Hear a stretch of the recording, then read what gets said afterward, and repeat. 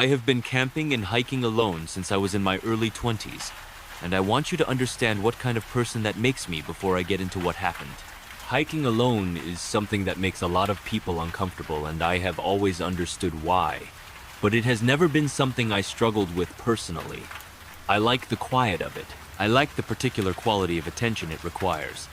The way being alone in the wilderness makes you present in your body and your surroundings in a way that is hard to replicate anywhere else. I have done overnight trips, multi-day trips, off-trail navigation in areas without cell service. I have been in situations that required real decisions about weather and terrain, and I have always handled them. I am not someone who frightens easily in the outdoors. I want you to hold on to that, because it matters for understanding how significant it was that this particular experience made me feel genuinely hunted. It was a solo trip in Washington State, not near any official campground, the kind of location that requires a permit and some navigation to reach, and that I had specifically chosen because the remoteness of it meant I was unlikely to encounter other people. I had been out for 2 days before anything happened. 2 days of exactly the kind of solitude I had come for. Good weather, good terrain, everything I had hoped for. On the third night, I woke up at some point in the early morning hours to a sound I could not immediately identify. Not an animal sound, or at least not a sound that fit the animal sounds I was familiar with in that environment. More like movement, the deliberate, specific movement of something with weight and intention shifting near my campsite. I lay still inside my sleeping bag and listened for a while, and then, when the sound did not repeat, I unzipped the tent. There was a man sitting by the remains of my campfire, just sitting there. A few feet from my tent, close enough that I could see him clearly in the ambient light. He looked ordinary in every visible way. Middle-aged, normal clothes. Nothing about his appearance that would have alarmed me if I had passed him on a trail in daylight.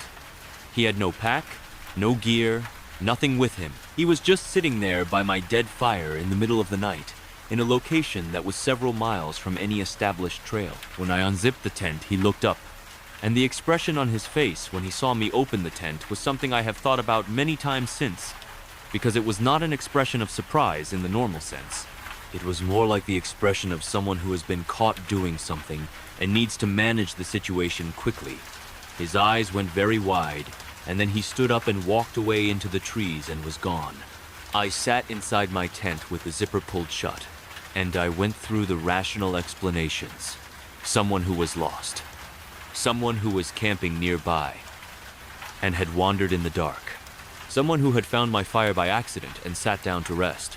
I went through all of them, and by the time the sun came up, I had mostly talked myself into a version of events that was manageable, and I packed up my camp and kept moving. I was hiking at a pace I felt comfortable with, and I took a route over the next 2 days that was essentially random in the way that off-trail navigation is random, following terrain and instinct and no fixed path. Not a route that anyone could have predicted, not a route that followed any established trail that a person could shadow from a distance. I moved through open ridge lines and creek beds and dense forest in combinations that had no logic anyone from the outside could have anticipated. 2 days later, and roughly 15 miles from where I had first seen him, I was sitting outside my tent in the late evening, and a voice came out of the darkness beyond the edge of my light. He asked me if I knew how to get to a place I had never heard of.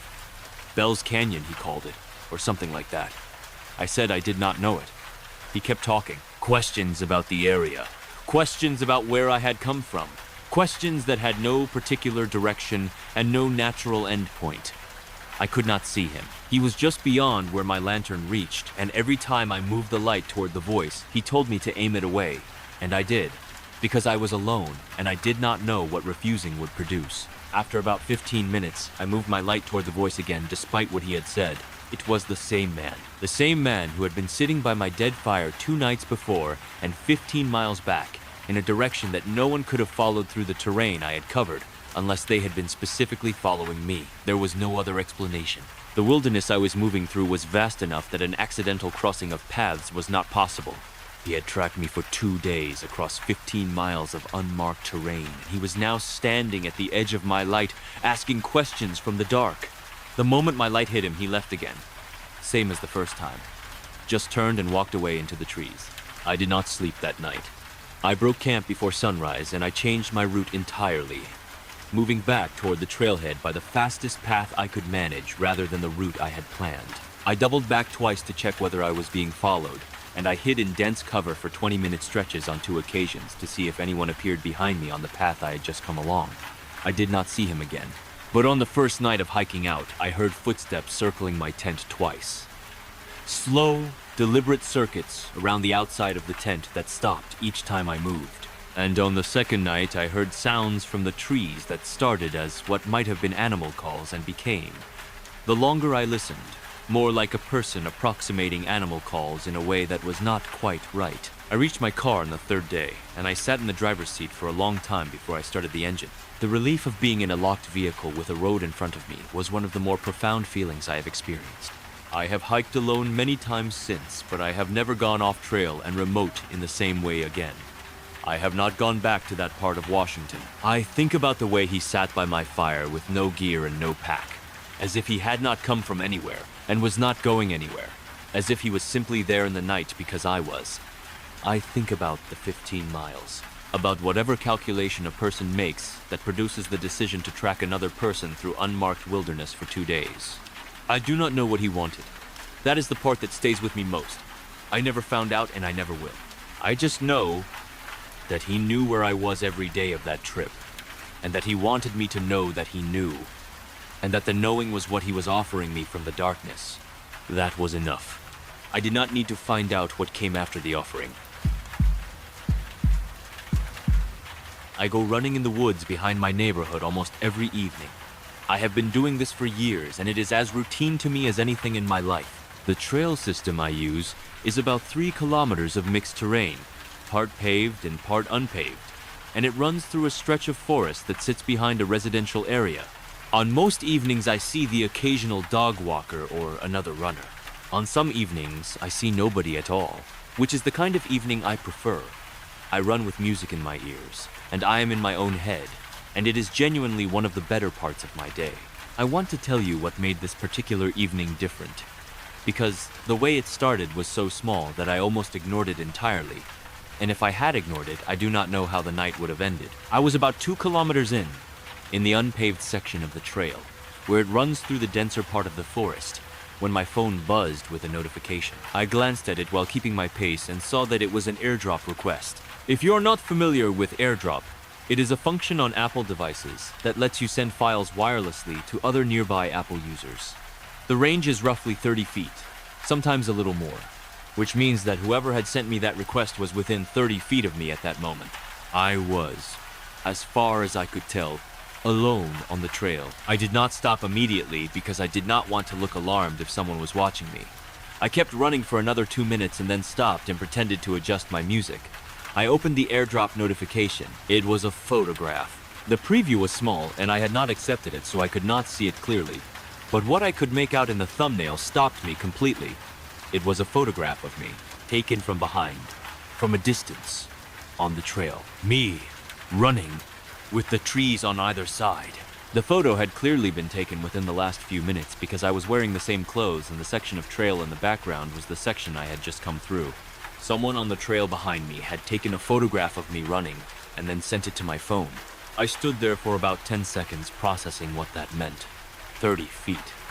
They were within 30 feet of me when they sent it, and they had been close enough before that to take the photograph, which based on the angle and the distance in the image meant they had been behind me on the trail at some point in the previous several minutes, close enough to get a clear shot. I looked back down the trail. It curved and I could not see far. The forest on either side was dense enough that the light was already going with the evening. I could not see anyone, but the trail curved, and they would not need to be visible to be there. I made a decision. I turned around and I ran. Not at my normal pace. I ran the way you run when you are actually afraid, which is faster than you knew you could go and without any of the usual awareness of your body's limits. I came out of the unpaved section and hit the paved section, and I did not slow down. I came out of the forest entirely and hit the residential street, and I ran until I reached a house with lights on and people visible through the window, and then I stopped and put my hands on my knees and breathed. I called my husband from outside that house, and he came and got me in the car. I showed him the AirDrop notification, but I had not accepted the photograph, and by the time he arrived, it had expired. There was no image left to show anyone, just the notification itself, which showed a file name but no preview anymore, and which was not enough to take to the police in any useful way. I went home, and I stood in my shower for a long time, and I thought about what I knew, which was that someone had been following me on that trail, had been close enough to photograph me from behind, had sent the photograph to my phone with the specific intention of letting me know they were there. Not to share the photograph, not for any innocent purpose, to let me know, to make contact in a way that told me exactly what they wanted me to understand, which was that they were behind me and they were close, and they could see me even when I could not see them. I have not run in the woods alone since. That was over a year ago. I have gone back to the trail with my husband and with friends, and it is fine and ordinary and nothing has ever happened on it again. But alone, at the hour I used to go, in the section where the trail goes into the dense part and the light goes early, I have not been able to bring myself to do it. I still think about the photograph. About whoever took it, knowing that sending it to my phone meant I would understand exactly what it communicated. About the 30 feet. About all the other evenings I ran that trail alone in my own head with my music in, and how close behind me someone might have been on any of those evenings, and whether this was the first time they had been there or just the first time they had decided to let me know. That is the question I cannot answer and cannot stop asking. Whether that evening was the beginning of something or the end of a long something I never knew was happening, I will never know. And I think that might be the part I find hardest to live with. My husband and I have been running trap lines together for years. It is something we both grew up with, and something we do together a few times a year in the fall and early winter, working through a stretch of creek and forest land that we know well, and that does not get much traffic from other people. We have a system. We split up to cover more ground efficiently, each of us working one side of the creek, and we meet at fixed points along the route. We have done this so many times that it is almost completely automatic. We know the land. We know each other's pace. We know when to expect to see each other at each meeting point. On the day I am describing, we had been out for about 2 hours, and I was on my way toward the last trap on my side of the creek, walking along the bank where the ground was clear enough to move at a decent pace. I was about 100 yards from where my husband should have been when I saw movement ahead of me. My first instinct was that it was a stray dog because of the speed and the low angle of the movement. Something was covering ground quickly, heading in the direction of my husband, and I reacted the way I always do when I see an unknown dog moving towards someone I care about in a remote area, which was to chamber around into the .22 I was carrying and start moving faster. .22 is not a serious weapon in most contexts, but it is what you have for checking trap lines, and it is better than nothing if a dog is going for someone. I was raising the rifle and starting to call out to my husband when I saw the second thing. There was a man standing less than 10 feet from my husband. He was partially behind a tree with his body angled toward my husband, and he had not seen me coming from behind. His dog, a large lab mix, was facing my husband, with its teeth showing and growling low and steady. The man himself was completely still behind the tree, watching my husband from cover, and my husband had not yet seen either of them. I stopped moving. I put the safety back on the rifle so I could use the scope to look at the situation more carefully. The man was in his mid-40s, roughly, dressed in clothes that were worn and ragged in a way that suggested he had been out in them for a long time. He was watching my husband from behind the tree with a stillness and deliberateness that was not the stillness of someone who was lost or confused or had stumbled onto our trap line by accident. He was positioned the way a person positions themselves when they are watching something and do not want to be seen doing it. His body language was completely focused on my husband in a way that made the hair on my arms stand up. I called out, loudly enough that my husband could hear me, and loudly enough that the man knew immediately that there was someone else there. My husband looked up, and the man came out from behind the tree, and his whole presentation changed the moment he knew he had been seen by both of us. He went from the absolute stillness of someone observing to a slightly too casual, slightly too friendly version of himself, asking us about the area, asking about the creek, looking between us with an expression that was performing normalcy over something else. His dog had not stopped growling. Not through the whole conversation. My husband asked him where he had come from, and he gestured vaguely at the tree line, Not a specific direction, just a general wave toward the forest. He asked us how long we had been out there and whether there were other people in the area. He asked if we came here often. My husband, who is a calm and practical person, answered the questions neutrally and watched him, and I stood where I was with the rifle lowered but not slung, which he noticed. After a few minutes, he said he needed to keep moving, and he walked back into the tree line in the direction he had come from. His dog went with him. We watched until they were out of sight. My husband and I looked at each other, and we packed up the last trap, and we left. We did not finish the route.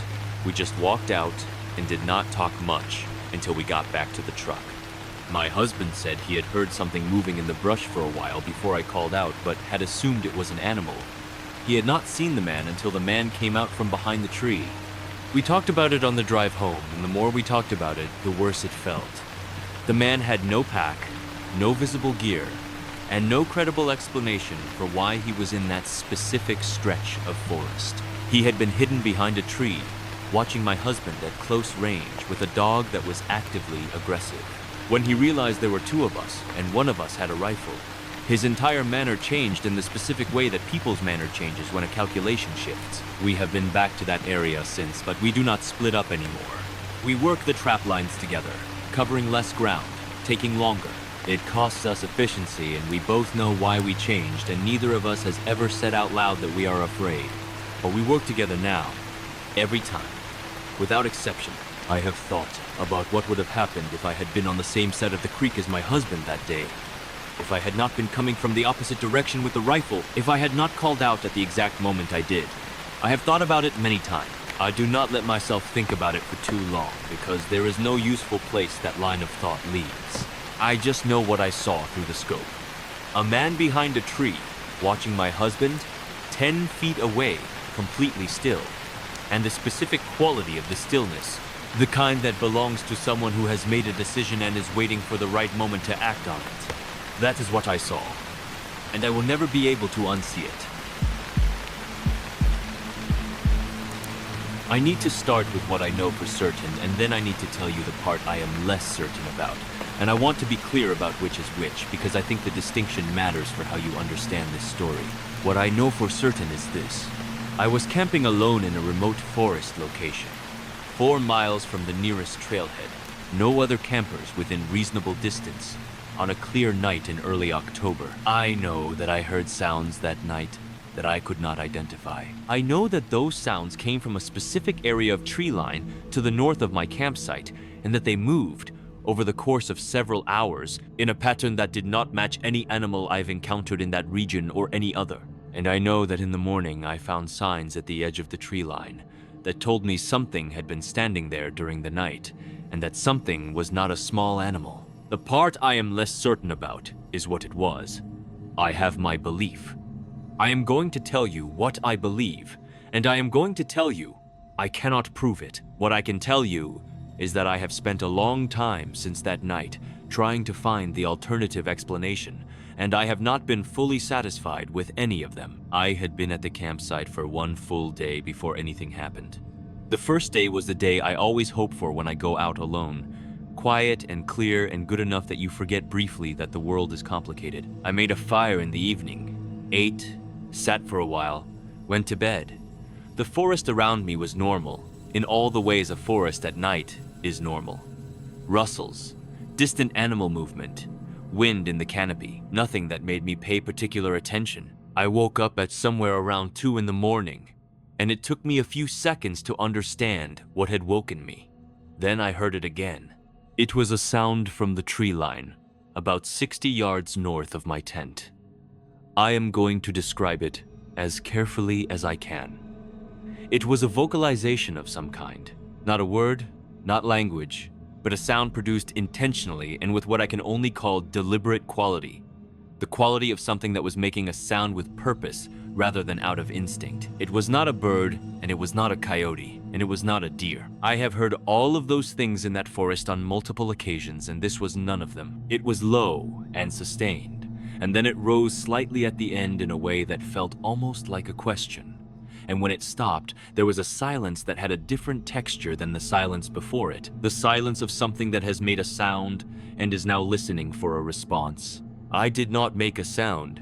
After about 2 minutes, it happened again. Same general character, slightly different in pitch, from the same area of tree line. I lay completely still in my sleeping bag with the tent zipper between my fingers, and I listened. Over the next hour, the sound moved. Not quickly, slowly, incrementally, in a way that suggested something was covering ground around the perimeter of my campsite. It started north, moved to the northeast, then east, and then went quiet for a period before resuming from the southeast. It was making a circuit, not a tight circuit, nothing close to the tent, but a definite and deliberate circuit of my camp, vocalizing as it moved, pausing as if to listen, vocalizing again. At around 3 in the morning, it stopped. I did not sleep after that. I lay in my tent until it was light enough to see, and then I got up and I walked to the area of the tree line where the sounds had started. I was looking for tracks. What I found was a section of ground at the edge of the trees where the grass and soil had been disturbed by something standing. The disturbance covered an area consistent with something large. There were partial impressions in the soft ground that I looked at for a long time. I am not going to tell you what I thought they were, because I am not an expert in tracking, and I cannot tell you with certainty. What I can tell you is that they were large, and that they were not made by a bear, which I know because I have seen bear tracks before, and these were shaped differently. I have asked people who know the wilderness well to account for what I heard that night, and the explanations have ranged from owls, to foxes, to coyotes, to a human in the tree line.